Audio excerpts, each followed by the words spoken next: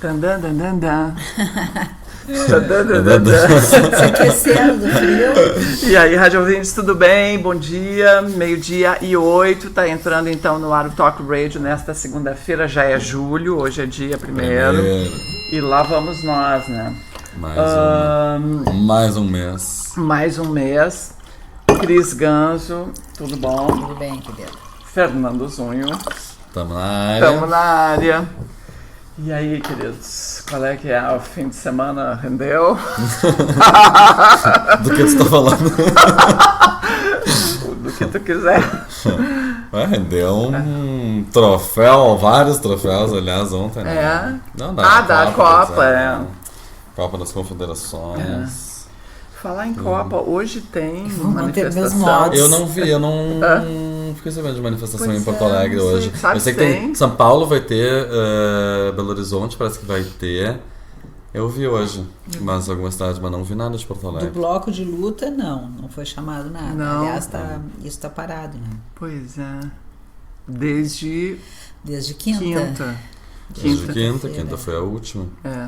Agora, lá o colégio da minha filha, na sexta-feira ou quinta, eles mandaram um aviso dizendo que não ia ter aula hoje. É que hoje já estavam falando disso já há de uma umas greve, semanas, né? de fazer greve geral na dia 1º de julho, parar o país. Enfim, mas aí depois...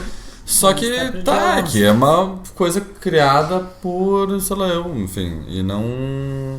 Mas parece que o ônibus, não sei porque eu vi vários ônibus, não sei. Mas várias pessoas cancelaram o... Não, eu sei porque assim, a escolinha da minha filhada não ia funcionar hoje, possivelmente porque eu acho que os funcionários da escola não estavam conseguindo, talvez não fossem conseguir ir, mas eu sei que várias coisas cancelaram. Cancelaram o final de contas do colégio? Informamos que devido às manifestações populares previstas para segunda, dia 1º, a mantenedora, bababá, determinou a suspensão das aulas nesse dia. Qual é o sentido? Se já teve 450 manifestações, resolveram parar... Hoje que não vai ter. Hoje que não vai ter. Não, mas acho que a Bárbara adorou essa guria. Sim, óbvio, né? Claro. Mas eu acho que não é por causa de manifestação, acho que era uma coisa que meio que foi se falando de se cansar de fazer greve geral, dos ônibus, taxistas, sei lá funcionários. Mas eu hoje, inclusive, na sexta-feira a gente tinha uma reunião marcada para hoje, na sexta-feira a gente falou de manter ou não, enfim. Eu disse, vamos manter, pelo amor de Deus, eu preciso trabalhar. Eu preciso trabalhar. Agora, aí as pessoas têm falado muito, né? Tem muitos artigos sobre, enfim, acabei de confirmar com o Rolim, ele vai vir quarta-feira aqui. O próprio Rolim, Marcos Rolim, escreveu um artigo interessante na Zero Hora, mas eu gostei especialmente do artigo do Luiz Eduardo Soares, porque eu não entendo quase nada de lei, essas coisas. Então, quando a Dilma falou que ia fazer o tal do... Primeiro falou em plebiscito, depois referendo, depois consulta. Sim. Eu acho que tudo isso é jogo pra torcida, assim, é jogo jogo de cena, porque isso é uma coisa assim que pra fazer um troço desse leva uns 2-3 anos, porque até não sei o que, tem que elaborar, é tudo cheio de regras, engessado, né? Mas aí o que o Luiz Eduardo Soares fala... que eu achei interessante, tem um aspecto que ele fala, né, da questão que agora a classe média tomou contato com a brutalidade que é da polícia e que com os pobres sempre foi assim. Sim. Inclusive eu vi um cara falando assim, que ele é um cara da favela do Rio de Janeiro, ele falou assim, que ele queria que a polícia começasse a usar bala de borracha lá na favela, que ele achava que era um upgrade, que eles lá era bala de verdade. Entendeu? Então que a gurizada da classe média está reclamando de bala de borracha. Para ele aquilo é um luxo, porque ele queria... Mas ainda bem que a gurizada de classe média resolveu reclamar e claro que sim. Mas enquanto eles reclamavam... Né, não acontecia nada. Não, ok, mas assim, para a realidade do cara, levar um tiro de bala de borracha para ele ia ser um prêmio, entendeu? Sim. E aí, esse Luiz Eduardo Soares, ele vem em coisas pontuais, assim, porque aí eu fiquei pensando, o que a Dilma pode fazer com uma caneta para mudar, já que o clamor é agora, já. E aí, como eu não entendo nada de lei, ele ajuda aqui, que ele diz assim, A proposta presidencial sobre reforma política, sem dúvida, dialoga com o eixo dos protestos. Entretanto, só fará sentido se mostrar-se capaz de quebrar os mecanismos em curso.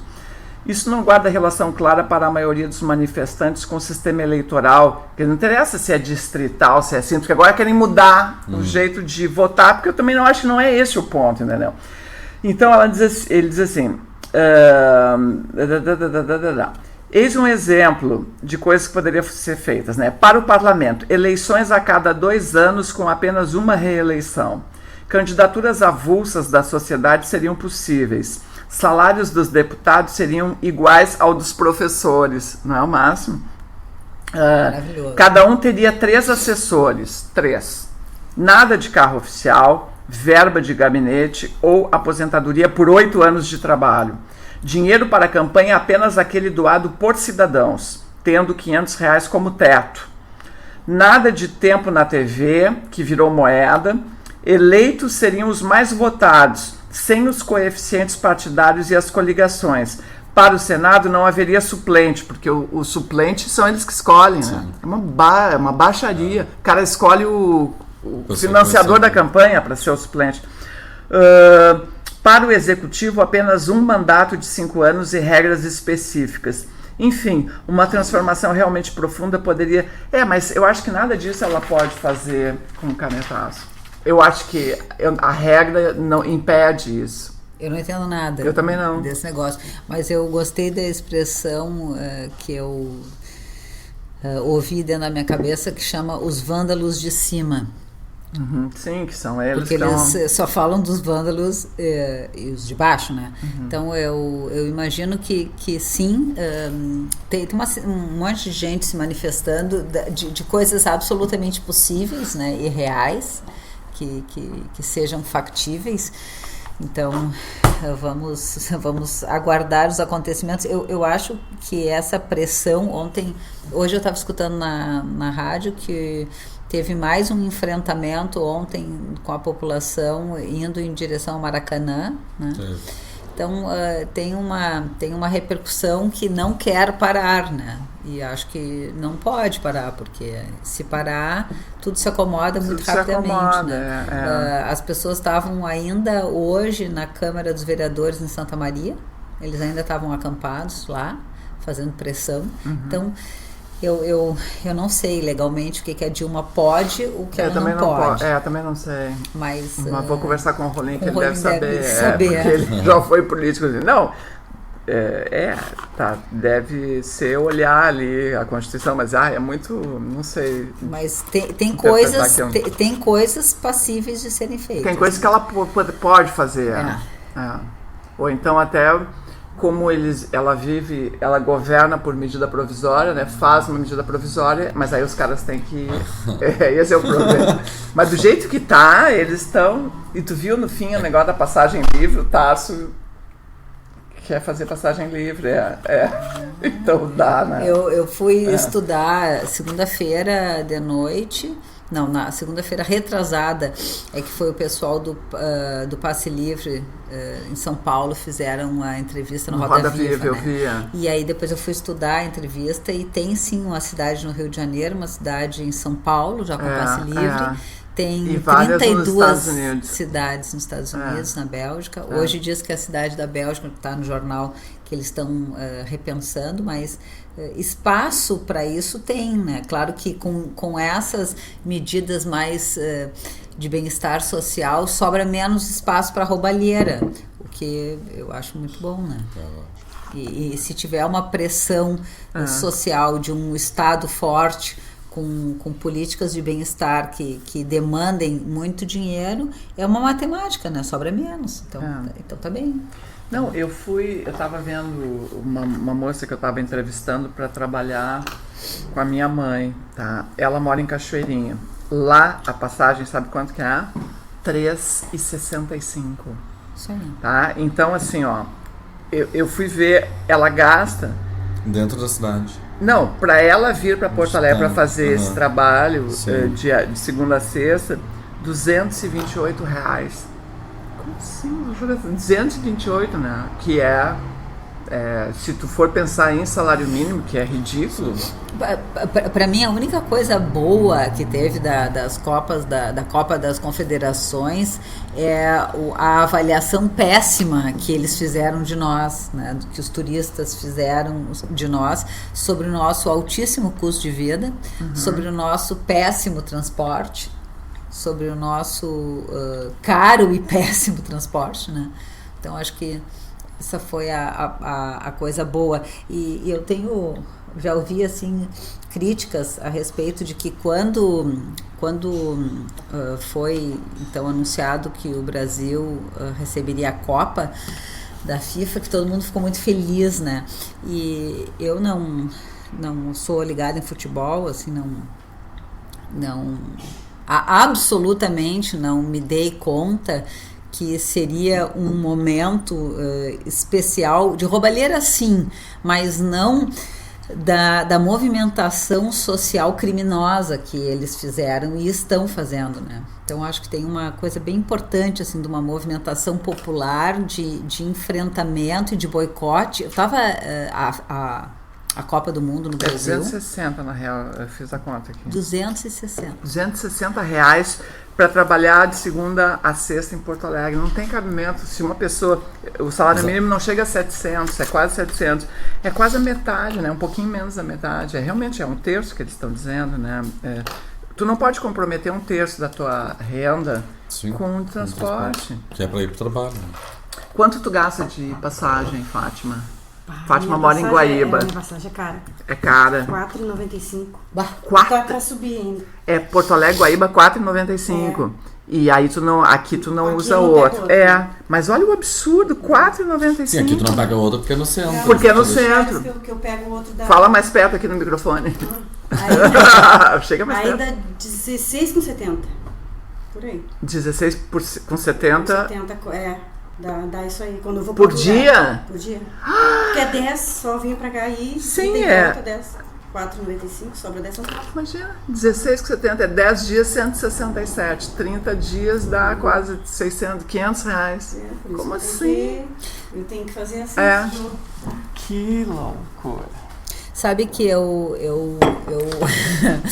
andei percebendo a minha particular irritação com a criminalização da depredação feita pelas pessoas, né? E evidentemente eu não gostaria que o meu patrimônio fosse depredado. Sim. E nem acho que os patrimônios privados devam ser não sei nem dizer, porque eu tô com depravado na cabeça. A depravação tem a ver com essa vandalização dessas privatizações e dessas empresas, que eu tô pensando em especial nos bancos, né?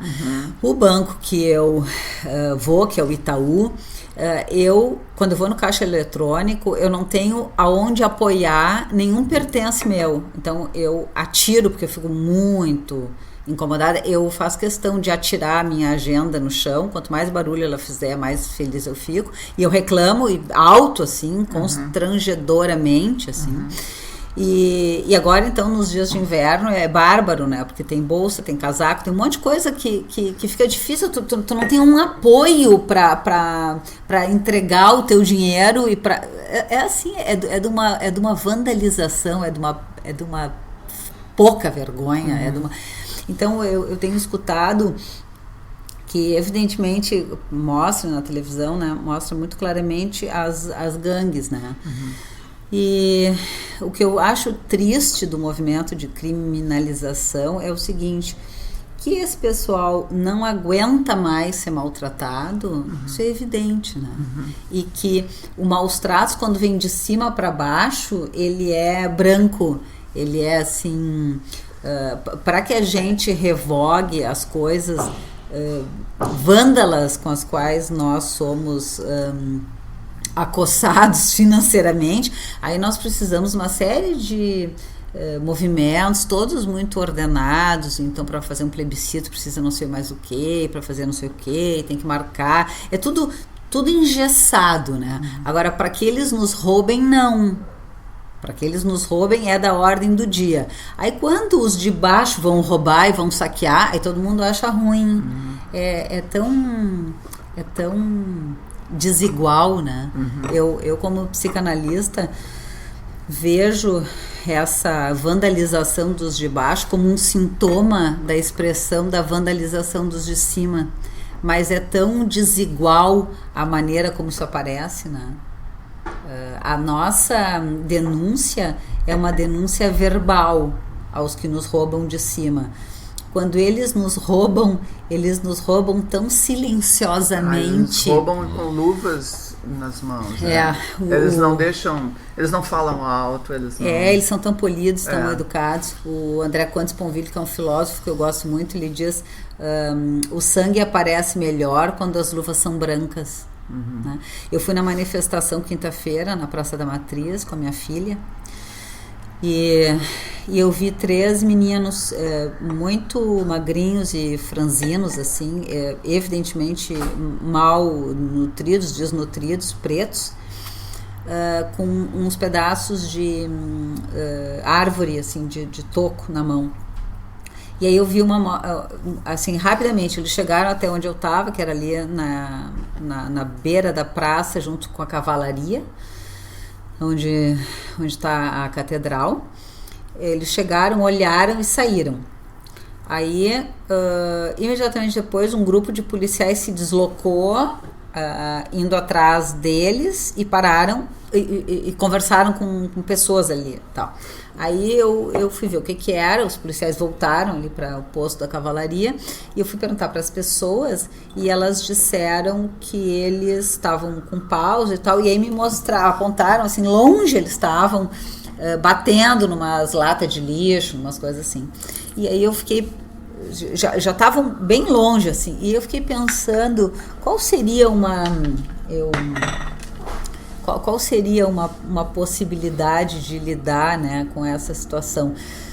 Se eu fosse guarda, e fico feliz de não ser, fico feliz de ter querido e podido fazer outra coisa da minha vida, eu teria chegado e teria dito para eles: olha só, vocês estão com os paus na mão, essa é uma manifestação, daqui a pouco vocês vão ser linchados. Então vamos deixar os paus, né? Vamos tirar, assim, pacificamente, né? Harmoniosamente. E bom, e logo depois, assim, uns minutos depois, o bloco de luta saiu de dentro do palácio, e aí houve uma movimentação forte, assim, ali na cavalaria. E eu tive uma intuição, eu olhei o relógio e disse para minha filha: vamos embora porque a polícia vai começar a bater, né? Alguma coisa vai despertar a justificativa para bater. Eu telefonei para meu filho, que continuou na manifestação. 5 minutos depois, eu telefonei para ele de novo, para dizer que eu tinha ouvido no rádio que aquele pessoal que tinha saído do palácio tinham sido recebidos pelo Tarso. Quando eu iniciei a segunda ligação, eu já não conseguia mais ouvir o que ele dizia, tamanha era o bombardeio no fundo. Então é muito... Eu fico pensando que existem outras formas de intervir. Eu fiquei na manifestação, tinham 3 helicópteros com aquele som assim bem de campo de concentração, assim, de filme, assim, aquele negócio ruim, né? Claro, ruim, intimidador, assim, com luz para baixo, né? E aí vai dizer que é da imprensa. Tá bem, 3 da imprensa, ok. E acho tão interessante, assim, porque naquela praça, com aquele equipamento de controle no ar, com aquela luz, se eles veem um foco de agitação, eu não consigo acreditar que eles não possam intervir, inclusive com a voz, avisando que eles vão intervir, que tem um foco de agitação, pedindo que a população se afaste, porque eles vão intervir no foco. Não, eles intervêm em todo mundo. Então...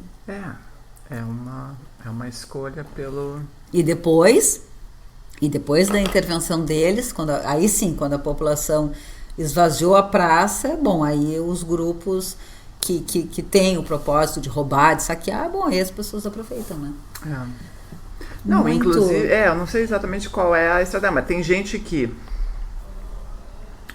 sai realmente para roubar e Claro, aí o que acontece? o que eles chamam de efetivo está em volta de uma praça pacífica, né? E todo efetivo. Então o resto da cidade está desguardado, né? Eu vi 2 abordagens de 2 brigadianos para entrevistar é ótimo, né? Como o inconsciente da gente fala, eu adoraria que eles entrevistassem aqueles 2 meninos que passaram, mas eles abordaram como é que a gente chama isso? Intimidatoriamente. Eu vou te dizer o seguinte: se eu fosse abordada daquele jeito como eles abordaram para revistar os meninos, eu ficaria muito incomodada, muito incomodada. A minha predisposição para o embate imediatamente se acenderia dentro de mim um bicho furioso, né, de que o outro não tem o direito de me abordar assim. Assim, eles viraram a mochila do rapaz, um encostou o rapaz assim contra a parede, assim, sabe quando tu cutuca o corpo do outro? Eu cheguei em casa e liguei a TV Com e mandei, inclusive, para a TV Com, pelo Facebook da TV Com. Na hora, tinha um rapaz com a camiseta do Grêmio parado, vieram 3 policiais, um deles esmurrou o rapaz no rosto, que o rapaz caiu no chão, e aí eu pensei o seguinte: bom, o mínimo que eles vão fazer é prender, e agora eu vou escutar pela televisão que esse rapaz, eles viram que estava saqueando. Não. Eles voltaram as costas e foram embora. Só pra... Os policiais foram, bateram, foram embora. É assim que a polícia opera. Pois é, mas é que eu acho que é importante que a gente diga, né? É assim que a polícia opera. É assim. É assim. É intimidatoriamente, né? E aí, se a gente vai pensar do ponto de vista psicanalítico, psicológico, quando os pais batem, né? O que os filhos vão fazer? Ele fala isso, que ele defende o fim da militarização das forças políticas, que isso é uma herança da ditadura e que os caras agem assim desde sempre, entendeu? Quer dizer, desde a ditadura, em que ninguém pode falar uma coisa, leva um tapa na cara. Se não falar, leva também, né? Não, porque o negócio é levar o tapa na cara. O negócio o negócio é a humilhação e é isso, é o abuso de poder, assim. E depois institucionalizado, né? É assim que eles agem. Eles devem aprender, devem ter treinamento para isso. Mas o Tarso Genro saiu na frente do palácio e bateu palma para a brigada, como eles operaram bem, né? Como eles se portaram bem, né?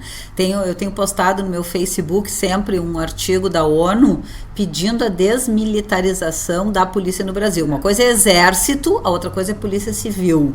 Quando as duas coisas se misturam, bom, aí a violência está não só institucionalizada, mas como gandaiada. Assim. Vamos bater que não vai dar nada, assim como vamos roubar que não vai dar nada. Eu tô muito ocupada em fazer assim a minha parte desse negócio de denunciar, porque a violência leva a violência de uma maneira muito perigosa para nós. O que uma polícia que serve à cidadania, cumprindo o mandato constitucional democrático, não deve fazer, aquilo que tem sido a rotina no Rio e tem ocorrido em outras cidades e estados: investir na vingança, provocar manifestantes, prender discricionariamente, agredir indivíduos desarmados e isolados, acuar grupos, em vez de suscitar condições para que dispersem, atacar arbitrariamente, ostentar o sorriso de escárnio como bandeira do seu ressentimento, reafirmando pela prepotência a profundidade de sua própria insegurança e de seu descompromisso com a legalidade. Tampouco deve usar armas menos letais como se fossem não letais. Pior, como se fossem brinquedos inofensivos de uso ilimitado. De sua parte, cabe ao movimento, bom, aí ele fala, né, mesmo mantendo-se descentralizado e apartidário, organizar-se minimamente para inibir as práticas que de fato tentam desqualificá-lo politicamente. É isso aí. Agora, tem havido um movimento bem bacana da Defensoria Pública em Porto Alegre de acompanhar as manifestações e encaminhar as queixas disso, né? De abusos. E eu tenho, assim, tenho me ocupado bastante disso, assim, de como tem sido praticada a denúncia desses abusos, né? E acho que se a gente continua nessa direção, a gente tem possibilidade de encaminhar um outro viver mais saudável. Eu soube que ontem teve uma passeata que saiu da Praça da Encol, mas eu não consegui achar eles. Eles saíram da Praça da Encol e foram até o Parcão. Sabe o horário, mais ou menos? Às 11 da manhã. Eu procurei eles nas redes sociais, mas eu não tinha contato. Quem estava... Eu ouvi falar, não sei se é assim, a dona do restaurante Saicô. Eu telefonei até para o restaurante para saber que horas eles saíam e aonde eles saíam, e depois não consegui chegar lá em tempo. Aí procurei alguma coisa, hoje procurei na 0 hora se tinha saído alguma coisa, não. Que é uma passeada que eu acho que os movimentos de bairro, as associações de bairro, isso é uma coisa que eu acho que é bacana da gente fazer. Eu moro na Vila Assunção, tenho vontade de procurar a associação do bairro para que a gente faça uma movimentação. Uma movimentação. Aliás, entrei em contato com uma pessoa que me desaconselhou a isso, porque achou que não... Mas acho que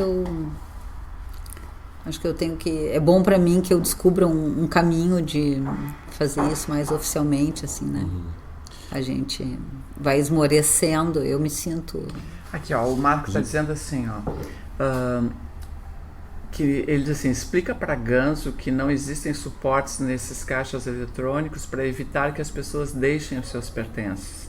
Isso acontece em qualquer lugar do mundo. As máquinas são feitas estrategicamente assim porque é muito grande o número de pessoas que, ao utilizarem esses equipamentos, deixem pertences aí.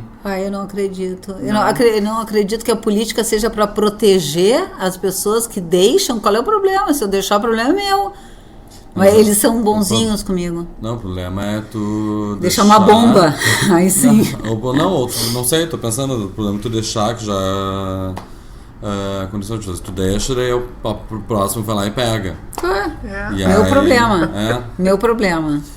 O problema é que nem todo mundo pensa assim, né? Daí tem gente que deve querer ficar culpando o banco. Pois mas eu vou te dizer uma coisa, câmaras, sabe que... Eu não sei, tô pensando assim. Daqui a pouco pra eles, não sei nem se é pro teu bem, mas assim, pra eles pararem de se incomodar com tanta gente. Isso faz com tanta sentido. Gente botando eles na justiça porque deixaram o negócio lá e a câmera não detectou quem foi que pegou. Pode ser. Agora... Fez sentido. Agora fez sentido. Não sei, eu tô pensando. Não tem banco, não. Eu tenho muito receio, assim, quando as pessoas querem me ajudar, ou quando as pessoas querem pensar no meu bem-estar e tal. Eu tenho muito medo. Eu acho esse negócio... Assim, por exemplo, os políticos, né, que querem fazer estratégias de melhoria e tal. Eu penso por mim, né? Eu gosto de mim quando eu consigo fazer coisas... que sejam de um bem comum, mas eu faço tão conscientemente para mim, porque eu fico bem na minha foto, né? Então agora essa tua explicação essa gostei. Eles não botam porque daí vai ter menos incomodação para eles. Agora sim, agora as duas informações me ajudaram a realizar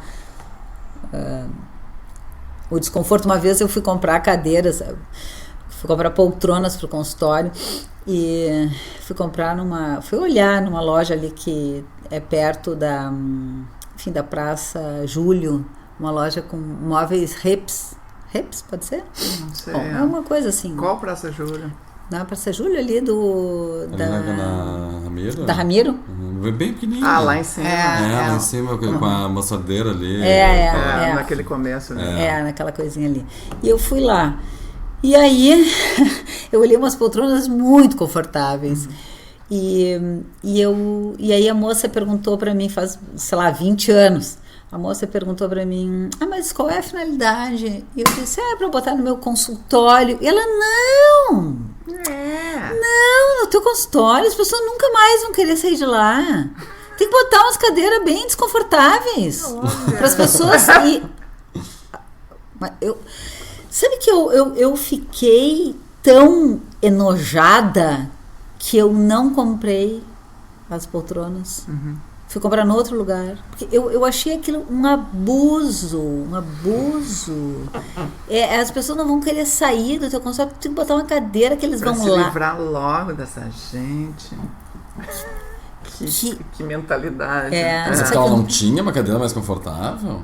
Ela tinha, mas ela achava a loja dela tinha umas poltronas maravilhosas.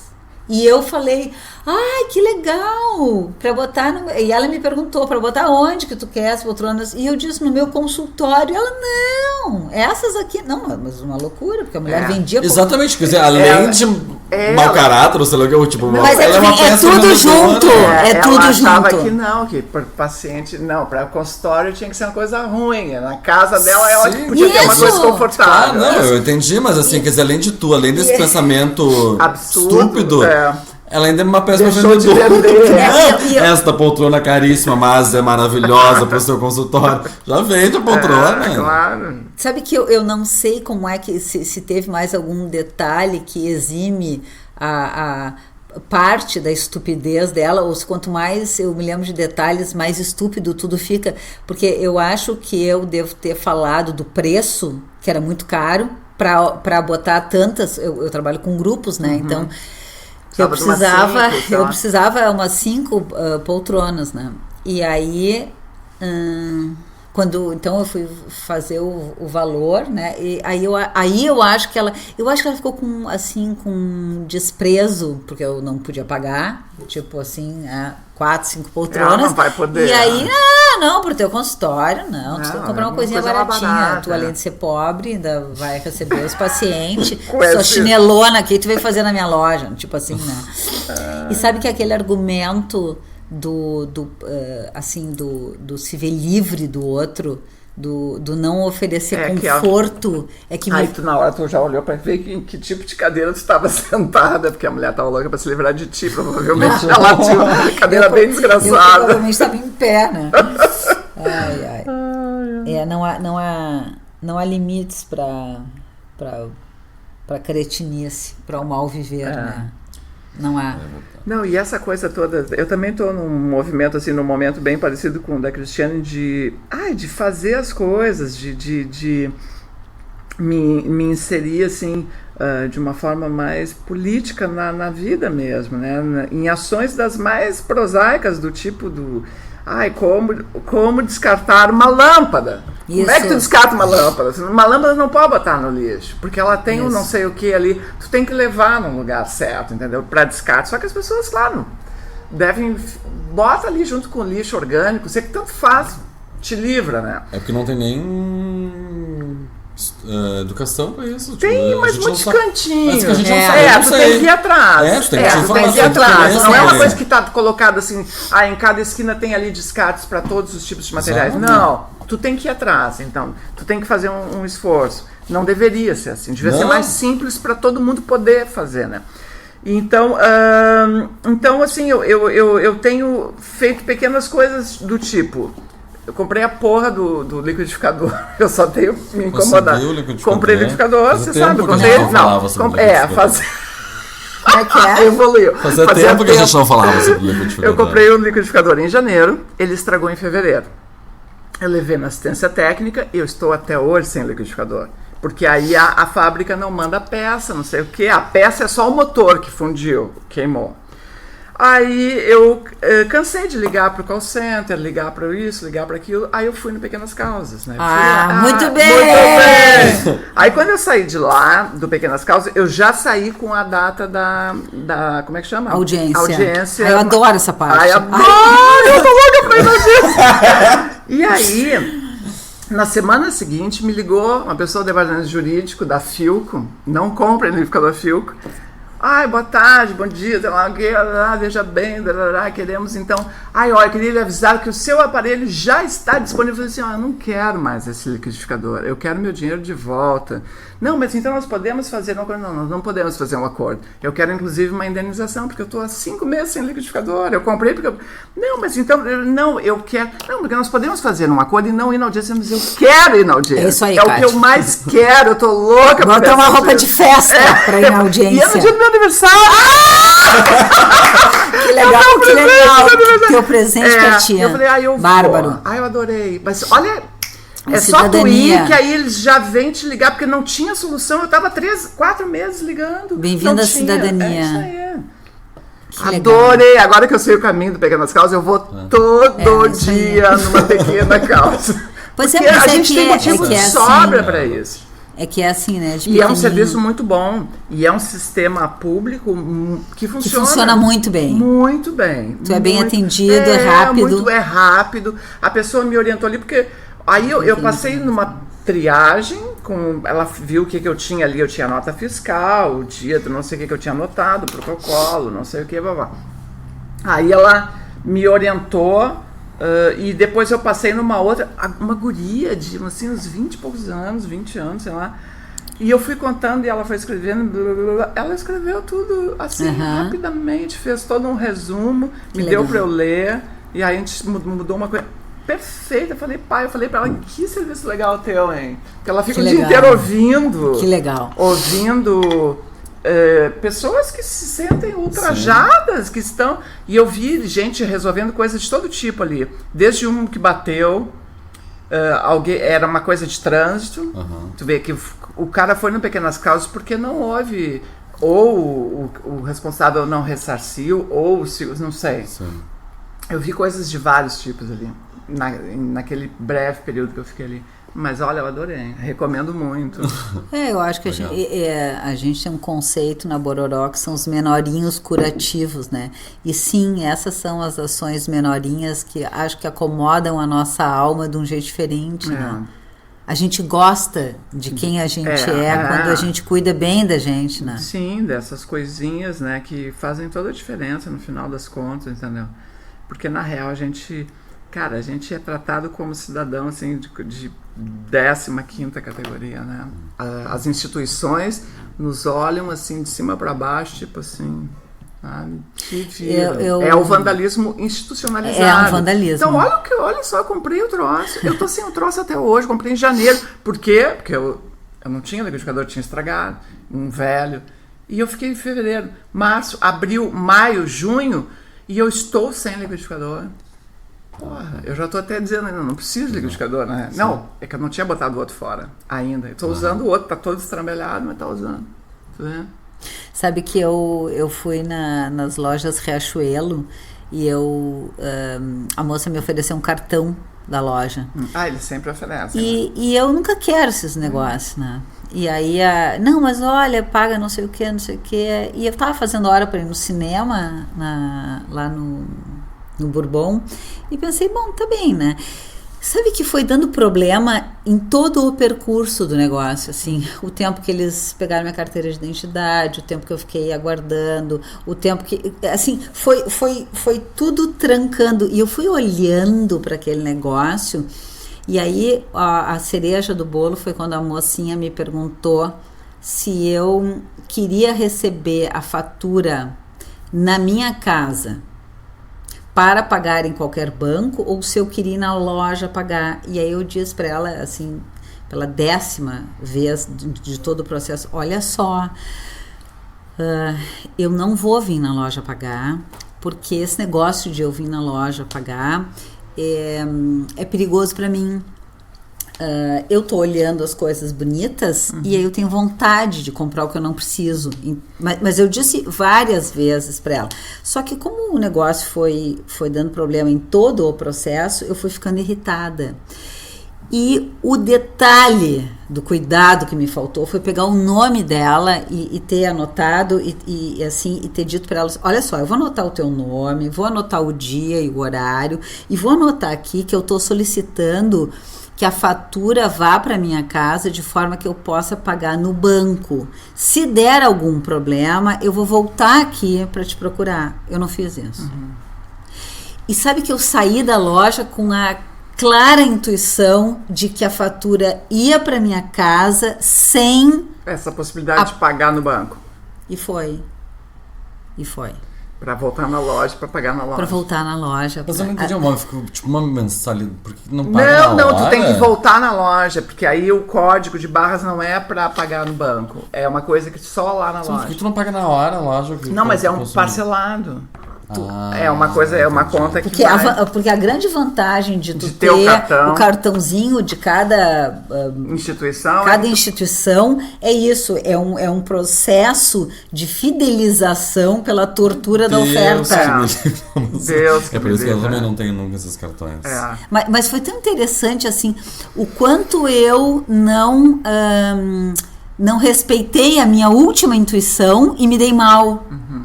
Né? E aí eu fui na loja, e fui nessa aqui do Praia de Belas e fiz um escarcel. Chamei a coisa lá, o gerente do troço, e fiz assim, e dei trabalho para eles, assim, e tô olhando. E tô olhando para qual será o preço que eu vou pagar pelo que eu fiz, se é que eu não vou ter um prejuízo, assim, porque eu pedi o cancelamento do negócio e pedi uma cópia do papel. Pedi um cancelamento de qual negócio? Do cartão. Aí eu paguei todas as prestações adiantadas para nunca mais voltar. E aí eu pedi um cancelamento e pedi que me dessem por escrito. E disseram que não podiam me dar por escrito. Ai, não podem. Eu não sei se não podem. Claro, eles disseram que não podia, né? Como que não pode? E aí eu pedi, então eu quero ver o contrato onde diz que não tem anuidade e onde não acharam o contrato que diz que não tem anuidade. Não tem contrato. É foda. Assim, são detalhes, né? São detalhes. E quando a gente não presta atenção para a intuição da gente, na quinta-feira no manifesto na praça, quando eu quis ir embora, a Alicia, minha filha, ficou muito chateada comigo, muito chateada. Ela queria ficar, e eu disse para ela, argumenta comigo que tu quer ficar. E ela estava muito, muito aborrecida e irritada comigo, porque eu queria ir embora, eu já estava bem cansada. E ela disse, eu não vou argumentar contigo. E eu disse, tu sabe por que eu acho que tu não vai argumentar comigo? Porque tu está começando a ter medo também dessa manifestação da polícia. Só que como tu quer ficar para ver o que vai acontecer, tu não está conseguindo me argumentar, mas tu não está conseguindo reconhecer que tu está com medo. Isso é o que eu acho. Bom, quando a gente saiu, e a gente saiu porque eu interpretei que eles fizeram um grande isolamento entre o palácio e a catedral para a praça, muito grande, assim, com várias guias daquelas das cercas de metal, né? Pelo menos 3 guias tinham. Quando eu vi o bloco, eu vi os jovens todos de braço dado, passando, caminhando muito rapidamente, e para o meu gosto eles estavam super tensos. E a polícia, 3 brigadianos atrás deles, e um monte de repórteres na frente, filmando, fotografando. Eu achei que eles estavam começando a furar o bloqueio. Eu achei que eram manifestantes que tinham passado o campo aquele que a polícia tinha estimado. E aí, quando eles passaram e a cavalaria se movimentou, assim, eu fiquei com medo. E aí, eu interpretei que era isso. E eu telefonei pro meu filho e disse, olha, eu acho que começaram a furar o bloqueio. E ele disse, eu acho que em algum momento isso vai acontecer. Aí a Alicia ficou, porque tu sempre pensa o pior, né? Por que não, eles não podem ter saído do palácio e ser uma comissão? Eu falei, não, eles podem, só que eu acho que eles não são. Quando a gente entrou no táxi, estava a notícia no ar que a comissão do bloco de luta tinha sido recebida pelo Tarso. E aí a Alicia me disse, viu como eu tinha razão? Tu sempre pensa o pior. E aí se estabeleceu um desconforto no carro. Aí eu disse para ela, Alicia, o que tu acha? Eu telefono para um mano e aviso então que não é que os caras começaram a furar o bloqueio, e sim é o, né? Porque isso apazigua ou as informações, né? Aí ela disse, mãe, liga sim, liga. E aí, quando eu liguei, já eram as bombas. Então, como a intuição da gente vai para um lado e vai para o outro, a minha intuição era equivocada sobre o evento. Porém, a minha intuição me dizia que o negócio ia começar a dar errado. E deu. A minha intuição é de que fazer aquele cartão era um negócio de muito risco para mim, porque eu ia me incomodar. E aí me incomodei. Claro. Né? O quanto a gente acredita na intuição da gente, o quanto não, mas é tudo que temos, né? Porque também não acreditar na intuição da gente, como é que a gente se movimenta na vida? E se a gente tá com uma intuição meio perseguida, como é que faz, né?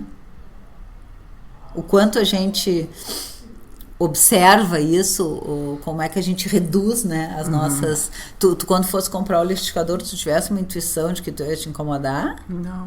Não. Não, achei que eu tava fazendo uma... Ainda escolhi um que eu achei que ia ser muito bom, bem feliz. Queria um com coisa de vidro, e era um dos mais potentes, assim... eu achei que eu ia ter um caso de amor eterno com esse liquidificador. Me fudi. Agora tu tá com uma intuição de que vai ser boa teu aniversário. Que dia é o teu aniversário? É dia 8. Agora? Então, vou estar lá, 7h30 da noite. Eles marcaram. Tá ótimo, adorei. E aí... leva um bolinho. Terça-feira é o quê? Uma segunda-feira? Não, terça. Não, terça? Não, é segunda. É segunda? É segunda que vem, hoje é dia 1º. Ah, que legal! Tá contigo no teu aniversário. Segunda que vem. A festa mesmo vai ser lá no tribunal. Que legal. Legal, né? Que legal. Quem quiser que aparece na audiência. Na audiência, fazer um mato show, festa show.